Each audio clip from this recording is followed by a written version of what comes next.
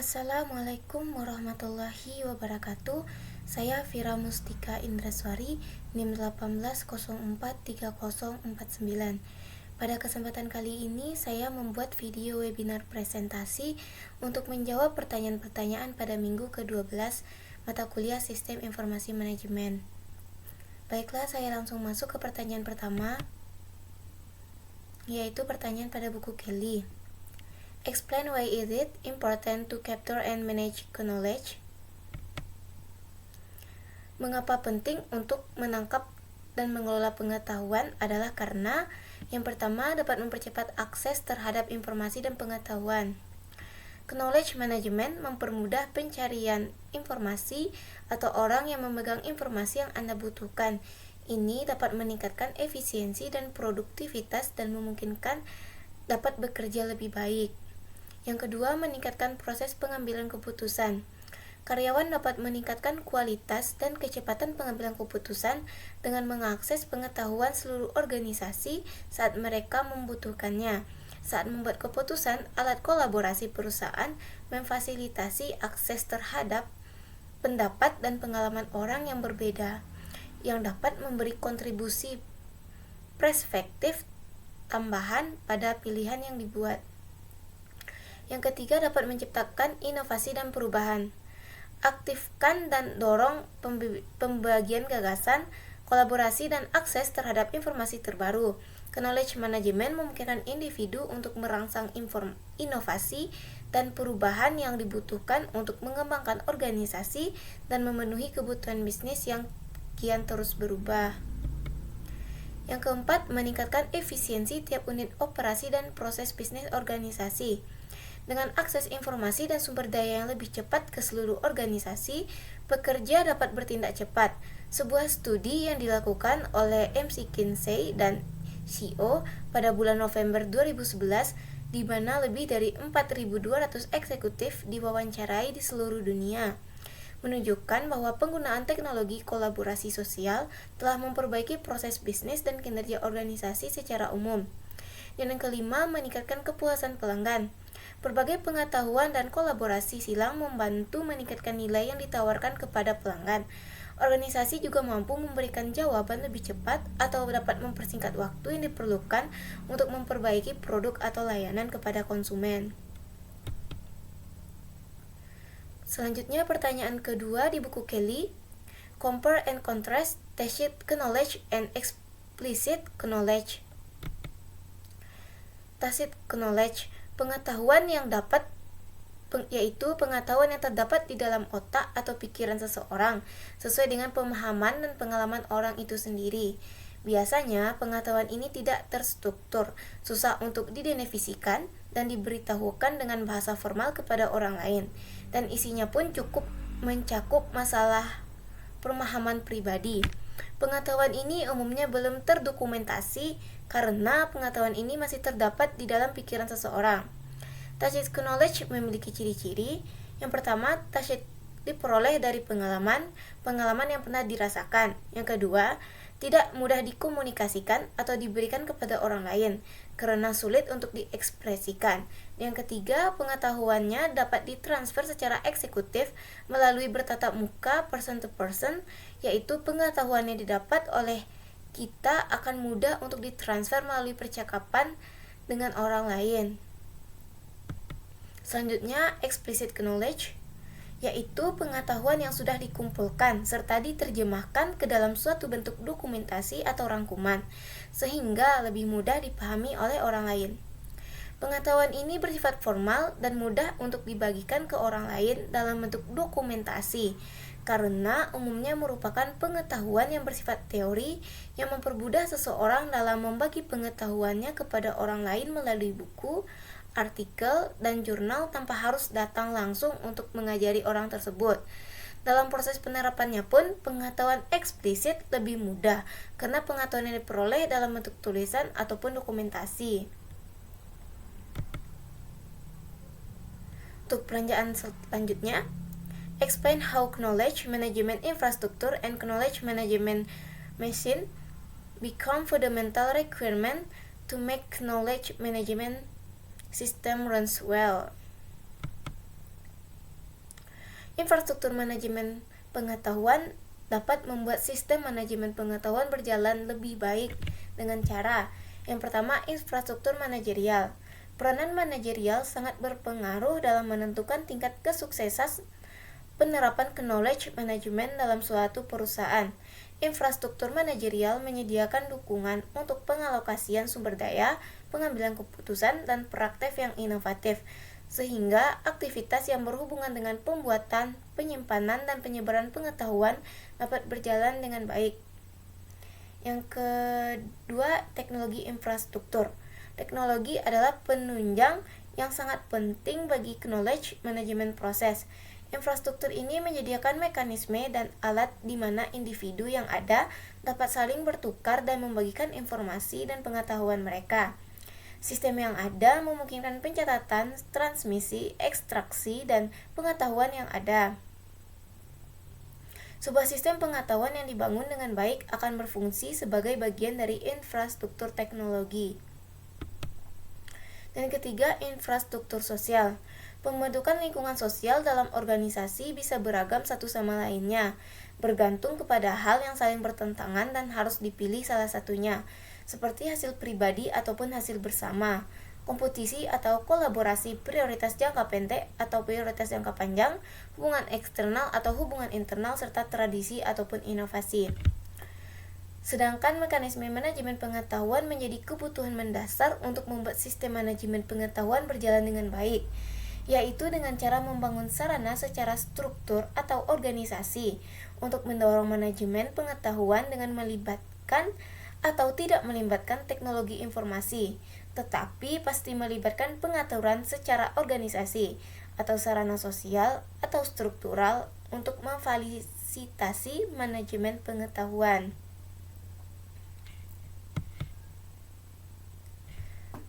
Pertanyaan selanjutnya, jelaskan contoh perusahaan di Indonesia yang telah menerapkan knowledge management system tersebut. Paparkan perubahan yang terjadi sebelum dan pasca penerapan knowledge management system tersebut. PT Unilever Indonesia Tbk merupakan salah satu perusahaan di Indonesia yang berhasil dalam menerapkan knowledge management. Dalam mengelola knowledge management, PT Unilever Indonesia berhasil mengelola pengetahuan sebagai aset strategis dan menjadikan pengetahuan sebagai salah satu indikator utama keberhasilannya. Jadi, modal utama suatu perusahaan itu tidak lagi terfokus pada aset yang tangible, melainkan telah berubah kepada aset intangible, yang merupakan wujud kreativitas dan inovasi yang bersumber pada pengetahuan. Sebagai suatu aset yang strategis, pengetahuan harus dikelola dan dikembangkan.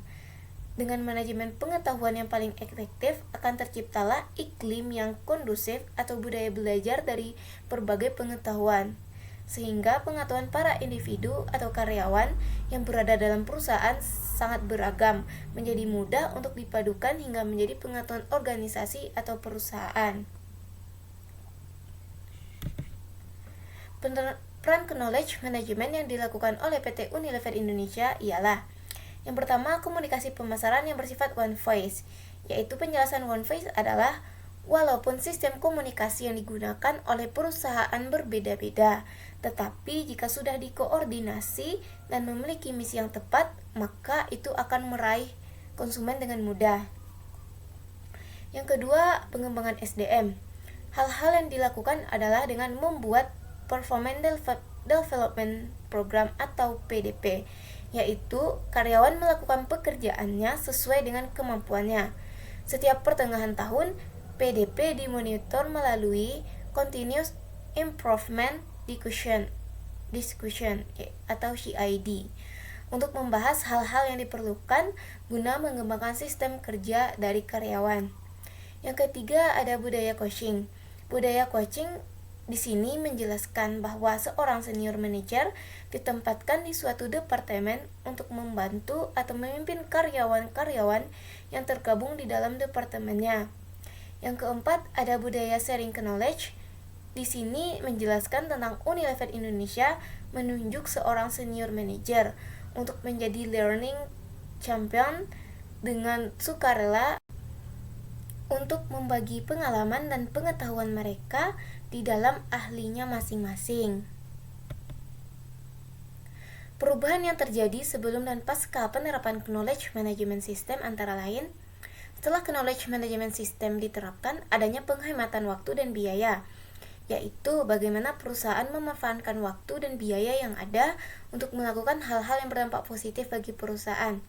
Yang kedua, peningkatan pada aset pengetahuan, yaitu di mana untuk membantu para karyawan agar bisa lebih kreatif dan berinovatif dalam pengembangan produk untuk perusahaan. Yang ketiga, adanya peningkatan kemampuan beradaptasi terhadap lingkungan bisnis yang terjadi. Yang keempat, peningkatan produktivitas, yaitu sebuah pengetahuan yang sudah ada akan digunakan untuk pengembangan produk lain sehingga produktivitas dari sebuah perusahaan akan terbantu dan meningkat. Selanjutnya masuk ke pertanyaan kasus di buku Laudon. Untuk pertanyaan pertama, how is knowledge management related to Sargent and Lundy's business model? Sargent and Lundy terkenal karena pengetahuan industrinya, keahlian teknik, dan pekerjaannya yang berkualitas tinggi. Sekitar 87% dari 2.500 karyawannya ialah insinyur dan desainer. Perusahaan bangga akan kedalaman pengetahuan para pakar karyawannya dan loyalitas mereka kepada perusahaan.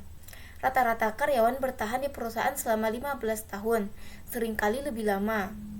Sargent and Lundy mencoba memanfaatkan stafnya secara silang dalam berbagai jenis pekerjaan, karena percaya bahwa mereka adalah orang-orang terbaik untuk pekerjaan itu. Mereka memastikan bahwa karyawan memiliki keterampilan, alat, dan sumber daya yang mereka butuhkan agar mencapai keunggulan di sepanjang karir mereka di dalam perusahaan. Untuk pertanyaan yang kedua, identify the knowledge management problem faced by Sargent and Lundy.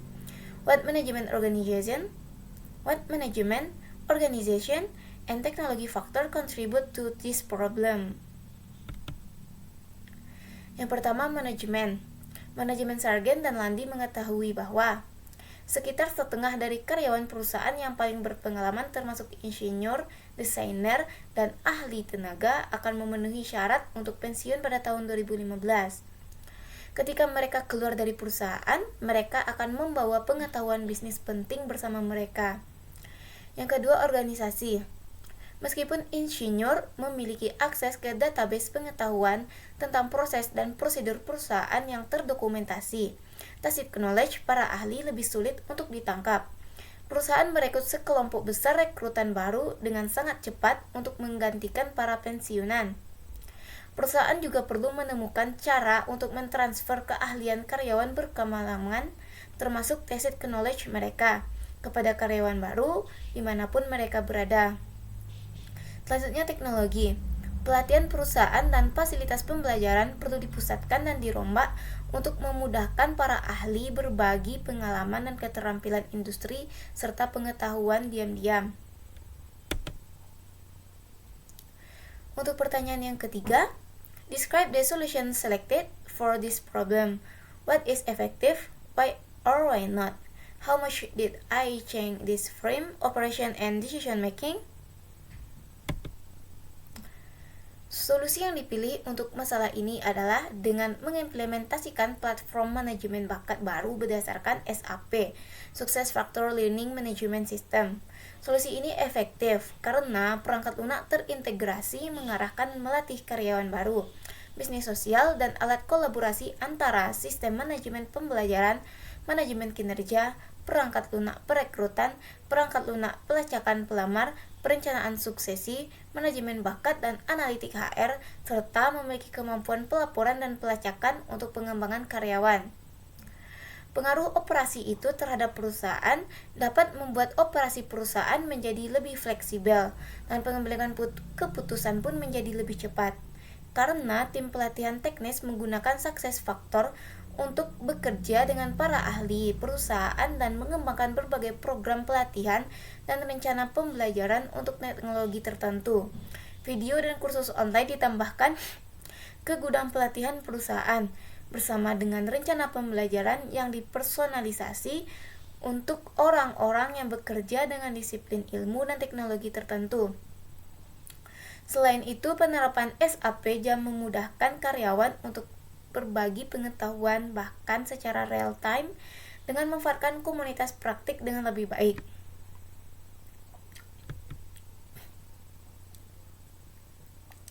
Pertanyaan yang terakhir, what management organization and technology issues had to be addressed in selecting and implement solution? Yang pertama ada manajemen. Bisnis saat ini perlu mengatur dan mengelola aset pengetahuan terstruktur dan semi-terstruktur. Pengetahuan terstruktur adalah pengetahuan eksplisit yang ada dalam dokumen formal maupun dalam aturan formal yang diperoleh organisasi dengan mengamati para ahli dan perilaku pengambilan keputusan mereka. Setidaknya 80% konten bisnis organisasi adalah semi-terstruktur atau tidak struktur, informasi dalam folder, pesan, memo, proposal, email, grafik, presentasi slide elektronik, dan bahkan video yang dibuat dalam format yang berbeda dan disimpan di banyak lokasi. Yang kedua, organisasi. Pertemuan tatap muka masih merupakan cara utama bagi staf untuk berbagi pengetahuan tentang tren industri, praktik terbaik, dan solusi inovatif. Tetapi karyawan sargen dan landi terlalu tersebar secara geografis untuk selalu bertemu langsung. Model berbagai pengetahuan perusahaan harus diubah untuk memberikan lebih banyak berbagai pengetahuan dan percakapan karyawan secara online melalui SAP Jam. Banyak grup KOP merupakan seorang subjam, masuk grup untuk topik teknis tertentu seperti termohidrolika dan grup non-teknis seperti grup wanita dalam kepemimpinan. Karyawan dari semua tingkatan dapat menggunakan jam untuk mendiskusikan topik yang diamati, menemukan jawaban untuk pertanyaan, dan memeriksa fakta-fakta. Selanjutnya, teknologi. Selain meningkatkan pembelajaran karyawan, alat tersebut telah meningkatkan keterlibatan karyawan percakapan. Percakapan di dalam SAP Jam telah mengidentifikasi area untuk memperbaiki proses dan masalah yang membutuhkan staf teknis segera. Masalah utama dalam mengelola pengetahuan adalah pembuatan skema klasifikasi yang sesuai dan taksonomi untuk mengatur informasi ke dalam kategori yang bermakna, sehingga dapat diakses dengan mudah. Setelah kategori untuk mengklasifikasikan pengetahuan itu telah dibuat, setiap objek pengetahuan perlu diberi tag atau diklasifikasikan sehingga dapat dengan mudah diambil. Sistem manajemen konten perusahaan memiliki kemampuan untuk menandai, berinteraksi dengan database perusahaan dan penyimpanan konten, dan membuat portal pengetahuan perusahaan yang menyediakan satu titik akses ke sumber daya informasi. Sekian dari saya, mohon maaf apabila ada kesalahan dan kekurangan. Saya sudahi dengan wassalamualaikum warahmatullahi wabarakatuh.